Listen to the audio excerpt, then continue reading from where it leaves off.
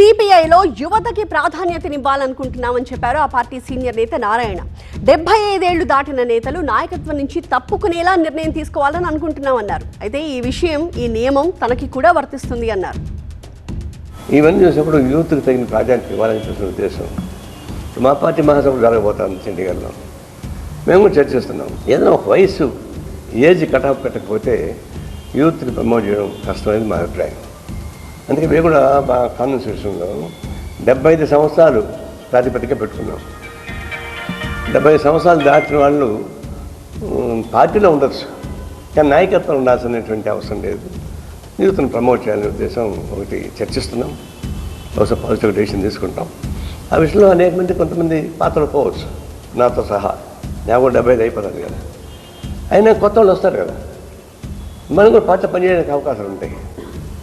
Policy making decision ఉండకపోవచ్చు, కానీ మిగతా పార్టీ పని చేసుకోవచ్చు. అందుకని మేము కూడా ఈ ప్రపంచవ్యాప్తంగా వచ్చేటువంటి దేశవ్యాప్తంగా వచ్చేటువంటి ఆలోచనలు అర్థం పట్టే పరిస్థితిలో సిపిఐలో కూడా అంతర్గత మార్పులు